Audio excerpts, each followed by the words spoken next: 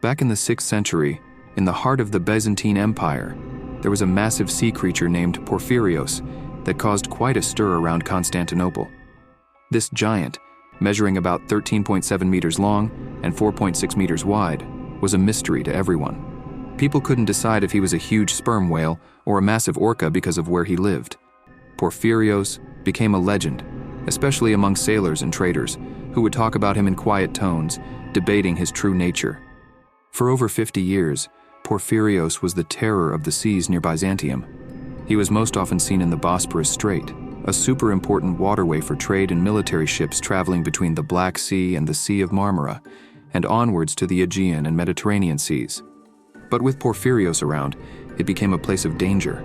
He attacked fishing boats, merchant ships, and even military vessels, causing so much fear that many tried to find other, safer paths to avoid crossing his territory. Under the rule of Eastern Roman Emperor Justinian the First, a leader with big dreams and a forward-thinking mind, the Byzantine Empire hit its stride, turning into a central point for religion, politics, and wealth. This time was highlighted by huge accomplishments like building the Hagia Sophia, showcasing Justinian's deep influence on architecture and culture. His main goal was to bring the empire back to its old glory, relying a lot on the wealth that came from sea trade. The Bosporus Strait was essential in keeping Constantinople at the forefront of trade, linking the Black Sea to the vast Mediterranean. This passage allowed the Romans to transport various items, including grain and fish, enabling them to acquire necessities from distant lands. The Black Sea, a vast, resource-rich basin, was bordered by fertile lands producing food and other goods desired by the Romans. Controlling the Black Sea was strategic. Yet, this golden period had its challenges, mainly from Porphyrios, whose presence in the Bosporus Strait brought fear and chaos. Poros's attacks on ships were a nightmare for Byzantine sailors, and a big risk to the empire's economic health and safety under Justinian's rule. The weather added to the troubles, with safe sailing times limited to just between April and October, turning every sea journey through the strait into a risky endeavor. Stories of Porphyrios' scary encounters spread across Constantinople, creating widespread fear among the military and sailors. Sea routes that were once lively with trade quieted down, as ships looked for other ways to avoid Porphyrios' territory. Sailors turned to amulets for protection, hoping to safely navigate the dangerous waters. Porphyrios' terror had a significant effect, hitting international trade hard and cutting down the time fishing boats could safely be at sea. The Eastern Roman Empire's economy was under attack, not by enemy forces, but by a single powerful sea creature. Emperor Justinian, greatly concerned by this threat to his empire's main trade routes, made it his firm goal to either catch or kill the whale, showing how much of a problem Porphyrios had become for the empire. Even though the Byzantine Empire was known for its strong navy, they weren't ready to take on such a massive creature because they had no experience with whaling.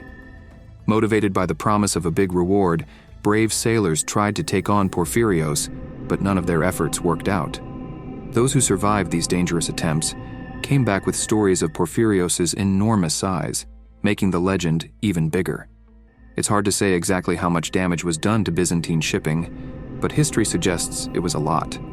There's not much written down about these attempts to catch or fight Porphyrios, probably because not many people lived to tell the tale. One of the stories that got mixed into Byzantine history is about Belisarius, a famous military leader who supposedly used a catapult on his ship to fight Porphyrios. This story, once thought to be true, is now seen as likely just a story from the early 20th century. Back then, seeing whales was rare, and they were often seen as evil monsters of the sea by many cultures. It's understandable how, in a time full of superstitions, whales could get a bad reputation from misunderstandings. Nowadays we know whales as smart creatures, but it's possible that Porphyrios' aggressive actions played a part in the bad view people had of big sea animals. Modern historians think that many of the sea monsters in old stories were probably whales.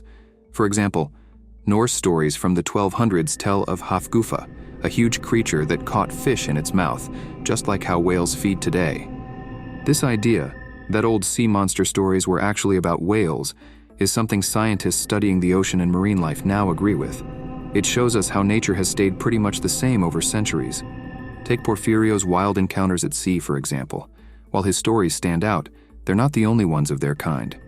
The The story of the Essex, a ship from 1819 that went on a whaling trip and ended up being attacked by a massive sperm whale, shows just how powerful these sea giants can be. This attack left the crew stranded, facing terrible choices for survival, even resorting to cannibalism. This real-life horror story inspired Herman Melville to write Moby Dick.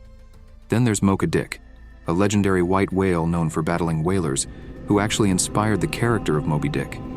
Mocha Dick was famous for his huge size and unique look, representing the powerful and sometimes frightening force of nature. His interactions with humans were complicated, peaceful at times, but quickly turning aggressive if he felt threatened, making him a legendary figure in sea stories.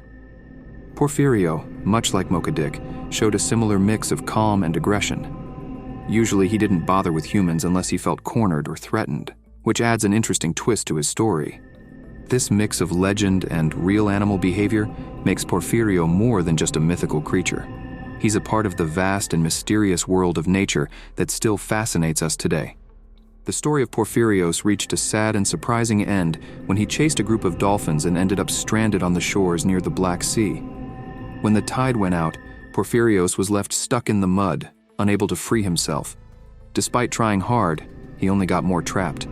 The news of Porphyrios' situation spread fast, and it wasn't long before a large group of locals came to the beach, armed and ready to take down the sea creature that had been a threat for so long. Their axes couldn't cut through his thick skin at first, but they didn't give up. They used ropes and wagons to pull Porphyrios onto the beach, where they attacked him violently, cutting him up and sharing his meat.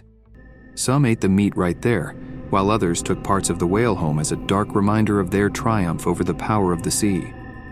The mystery of whether this whale really was Porphyrios only made the story more fascinating, turning it into a warning about how unpredictable the sea can be. The tale of Porphyrios even made it into Edward Gibbon's famous book, The History of the Decline and Fall of the Roman Empire. Gibbon, known for his detailed examination, talked about Porphyrios as a unique and mysterious figure in the history of the Mediterranean Sea. Even though Gibbon mainly wrote about the reasons behind the Roman Empire's fall, his mention of Porphyrios highlights the whale's symbolic role in the larger story of the empire and nature. Moreover, in Robert Graves's novel Count Belisarius, there's a creative scene where the renowned general faces off against the legendary whale, further weaving Porphyrios into the realm of historical fiction. The tale of Porphyrios, real or imagined, keeps us hooked, lighting up our curiosity and reminding us how closely we're tied to the wild parts of our world. It's been a pleasure taking you through the exciting story of Porphyrios, often seen as the Roman Empire's giant sea creature. If this story sparked your interest or made you eager to hear more, we'd love for you to show your support by liking this video, sharing it with friends, and subscribing to our channel. Your enthusiasm inspires us to keep exploring the mysterious stories that fill our world. As we say goodbye, we wish you a path full of new discoveries and adventures, filled with the joy of exploration and wonder. Until we meet again, may all your travels be adventurous and full of new insights.